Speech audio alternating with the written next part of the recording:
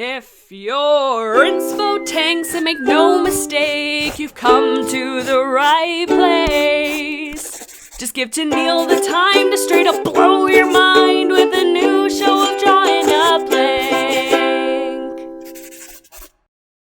Hello everyone! In case you missed it, this is part 2 on my process of creating an animation meme. So go check out the first video if you're interested in my rough animation and cleanup process. This week we'll be focusing on line art and coloring. As a reminder, here are our walk cycles so far. Just in rough animation form, they're looking pretty good, but now we need to take them to the next level and start lining. Before we start with Dawn Frost, I want to take a moment to explain how I'm using my layers in Toon Boom to accomplish all of this. Each character's animation is on its own layer and has 12 unique frames of animation that play on a loop here in my timeline. You can see how these frames loop, and the order in which I drew them, here on my X sheet. Toon Boom has 4 sub-layers for every layer: overlay, line art, color, and underlay. Overlay is the very top sub-layer, and then the other 3 layers follow with underlay on the bottom. All of my current rough animations are in the underlay sub-layer, and my line art is, shock and surprise, going to be on the line art sub-layer. If you ever find yourself wanting to change up how your drawings go on this stack of sub-layers, you can simply copy and paste them to the layer that you want. I know a lot of this only applies to Toon Boom users, but finding any helpful tutorials on Toon Boom can be a nightmare. So hopefully this helps, and some of this technical jargon will be useful as we continue in this episode. Last episode, I mentioned how showing the character's personality was my top priority in the rough animation. And now that I'm working on line art, my main focus actually shifts to volume consistency and polish. Even though I'm tracing over my previous work with cleaner lines, it's not just as easy as simply creating the line art for one frame and then moving on to the next. As you can see, I alternate between drawing on top of my rough animation, and then checking the arcs of my animation when it's played, and then editing the line work while looking at it with the onion skins on and the underlay sub-layer turned off. At this last phase, I can more accurately see if my line art is following the flow of the animation. I even fixed some things that weren't quite working in the original rough animation, like Dawn Frost's neck fur shifting back and forth as she walks. Once I have my line art finished, I'm going to copy and paste all of my line art to the coloring sub-layer. This way I can work on my coloring without messing up any of my line art. Doing this will also be important for a later part, so I need to keep my line art separate from my coloring. I actually went about coloring each of these animations in a different way. The end result is the same, but the steps to get there are a little different because of the markings of each character. Dawn Frost is a flame-pointed Siamese-inspired cat, and she was definitely the easiest to color out of these 3. Dawn Frost's markings are easy to replicate frame after frame. The trickiest part of Dawn Frost's pelt is her face mask, so I drew my guidelines before moving on to the paint bucket tool. I have to make sure her face mask doesn't shift around on her face. But luckily, even Dawn Frost's face mask has a couple of key connecting points that make it easy to tell when a line is slightly out of place.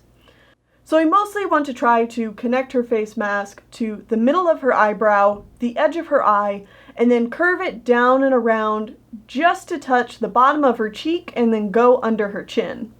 I did the same lining process with her eyes, ears, tail, and legs. Once that part is done, I can switch to my paint bucket tool, and I'm going to fill in her cream colored areas before switching to my paint unpainted tool to fill in her orange markings. Almost done. I've got a couple more steps to really add some extra polish. First is details in the eyes. I added a white light shine onto the line art layer, and then a lighter blue to Dawn Frost's iris to help them pop. I'm actually not a big fan of over-animating eyes. I think adding too many details to the eyes, while aesthetically very pretty, it can take away from the relatability of your character. So you just kind of have to weigh what it is you're looking for. But I think these little touches do help add a spark of life to the characters. And last but not least, I'm going to switch my brush onto redraw mode and go over to my Lineart, coloring the lines inside and leaving the black outline around the character.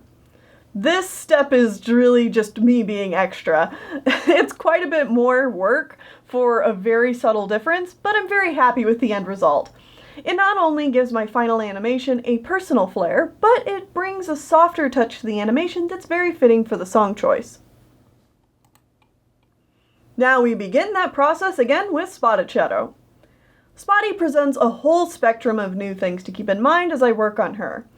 Her design is almost opposite of Dawnfrost. While Dawnfrost is soft, round, and muscular, Spotty is sharp, scrawny, and tall. So while keeping volumes consistent was important with Dawnfrost, I need to both keep volumes consistent and keep a careful eye on the width between lines on areas like Spotted Shadow's legs and tail. Because these lines are closer to each other, it's easier to notice inconsistencies. Some people might do line art differently than me, but I actually find it extremely helpful to line art one area of the body at a time, doing the line art for that piece all the way through my animation, and then going back to the beginning and working on the next piece, rather than lining a whole frame before going on to the next frame and then the next. It leads to some interesting works of progress to look at, body parts floating around like a Rayman clone.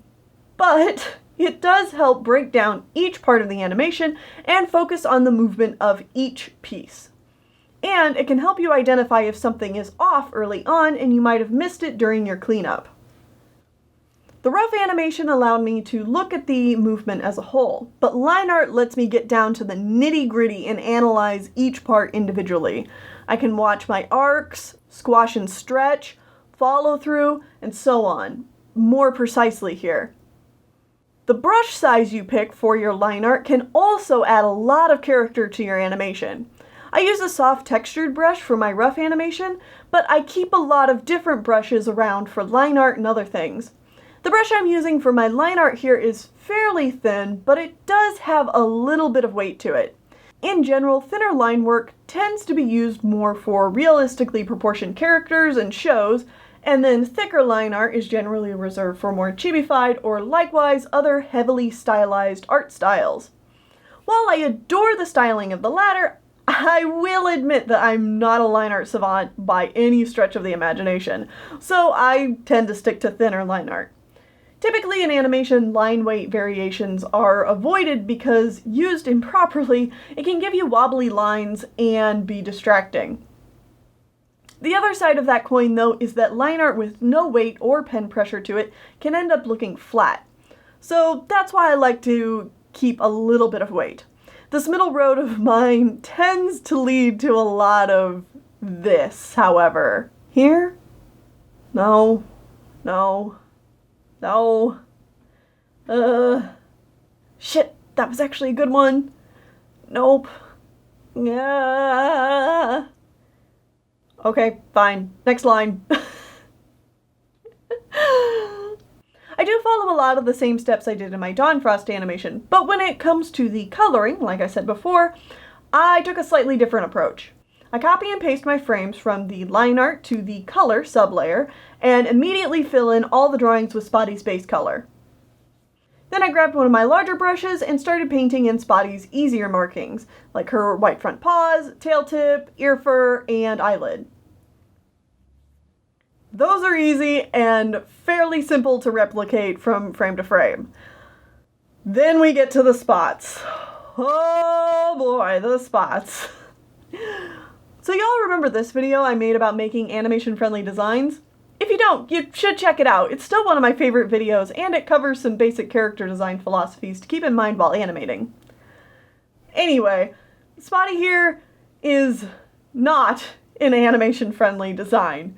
She's by no means horribly complex, but her spots are not making my life any easier.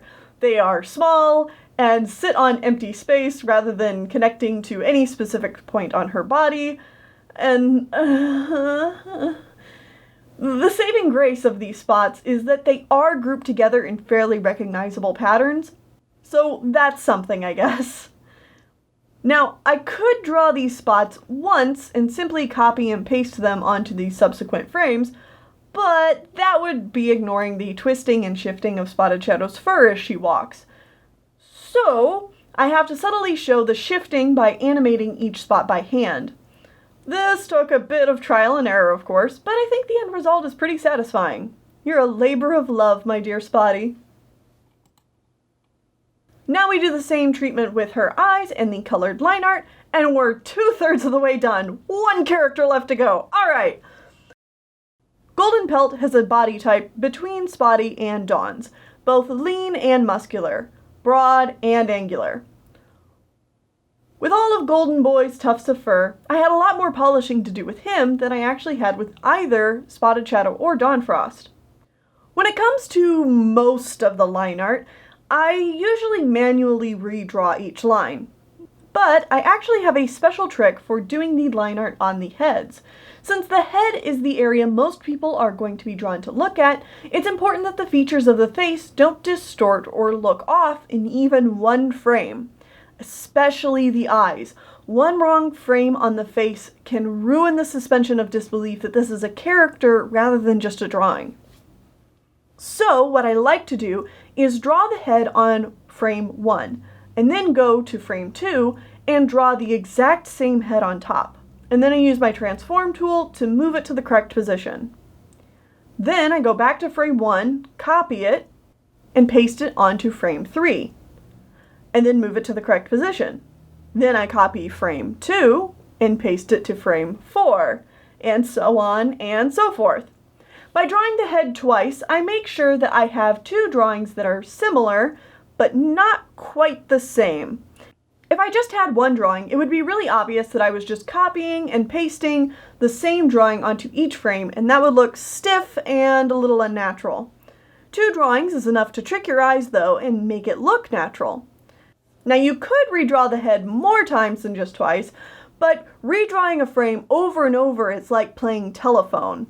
The more passes it goes through, the more it shifts and alters away from the original drawing.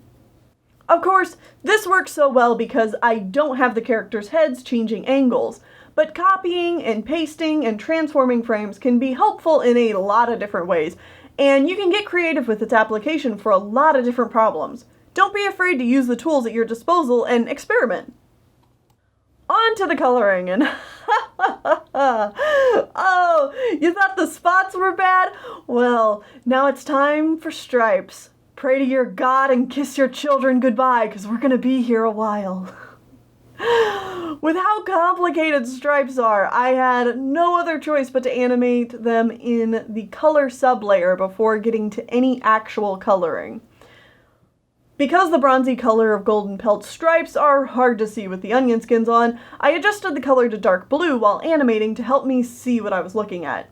With each stripe, I have to keep in mind the size, volume and shape consistency, squash, stretch, and rotation of every single stripe as Golden Pelt moves.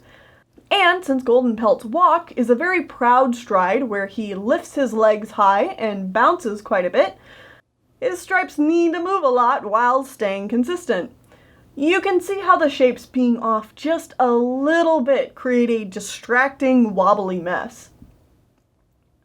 So I went over them multiple times to get the desired result.